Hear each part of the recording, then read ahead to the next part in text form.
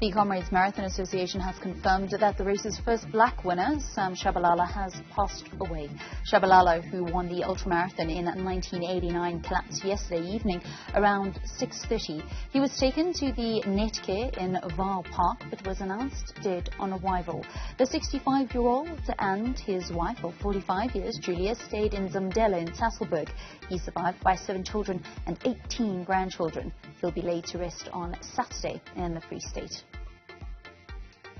Well, joining us now to speak about the legacy of Sam Tshabalala is a man that often ran against him, a former Comrades winner himself, Nick Bester. A very good evening and welcome to Newzroom Afrika. Really sad news this afternoon, Nick. Yeah, thank you very much and good evening. Yeah, it's very, very sad news. I knew Sam for many, many years since he won the Comrades in 89. And William Matolo was second, Jean-Marc Bullock from France was fourth. Third, I was fourth. And the only thing I remember about Sam was seeing his cap ahead of me, turning upside the wrong way around. And his cap was actually wearing the other way around, and you could just see his cap running away from me. And he won the race. First black runner ever to win the Comrades Marathon. And it was during an era when the race saw some of its most prolific runners. And I think that, Sam, we unfortunately didn't get to see the best of him, did we, following a terrible vehicle accident in 1991? Yeah, that's correct. In 91, he was severely injured and especially had a lot of head injuries. And the two guys who played a huge role in Sam Tshabalala's life was actually Louis Harms, a former South African 100-kilometer record holder before Bruce Fordyce broke the record, and also Mani Heymans.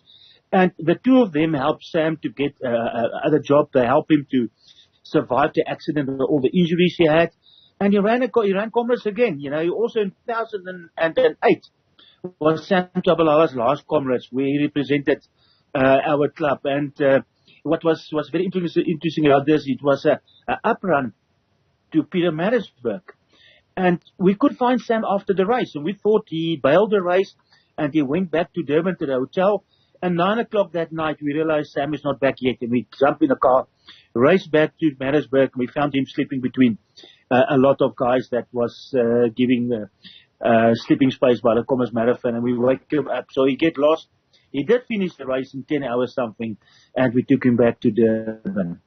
Incredible, humble guy, and a true champion to look up to.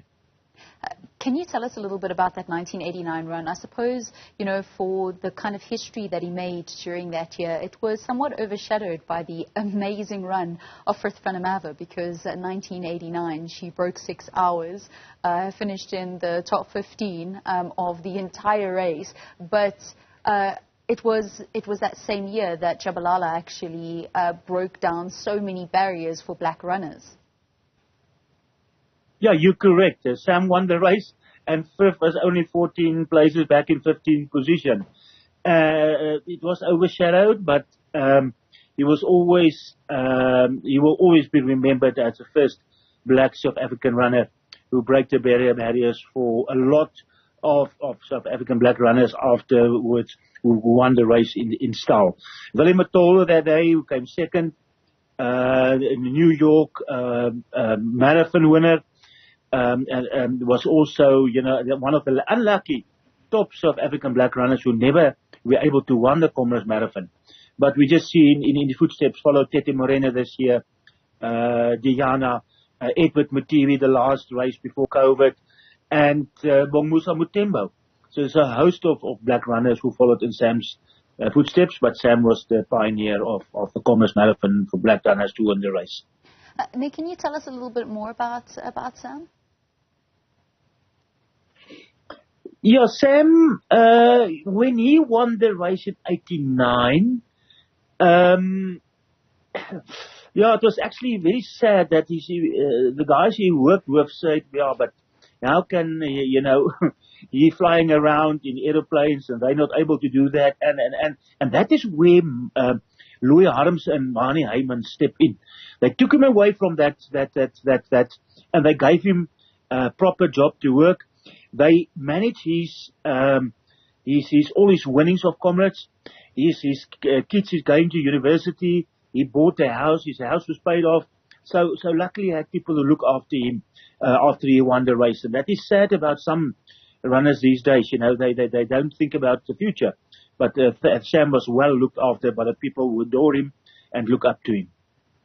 If you have to think about the accident that cut short his career, do you think that we would have seen a lot more from him had it not happened? Yeah, he was the top runner. He was seen by a guy with the name of Peter Potgieter. When Peter traveling to work between Valleys and Frankfurt, he saw this guy running next to the road in boots. And then he realized this guy was every day running to work 32 kilometers and running back to his house 32 kilometers back. And that is where he was never a runner. And then Peter and Mani Hywens and Louis Harmse took him, put him in a fun run. He won the race, and they gave him proper shoes, and he won several races afterwards. So if it was not for people who see him that he was actually running to work and back, he would have never been, winning the Comrades. So it's a very good story behind Sam's wins. And I'm sure afterwards he would have been able to win another Comrades or two. He was a brilliant athlete. Nick Bester, a former Comrades winner himself, and a man that used to run with Sam Tshabalala, who was a trailblazer when it comes to ultra-distance running in South Africa, becoming the first black winner of the Comrades Marathon back in 1989. Nick, thank you very much for your time here on Newzroom Afrika.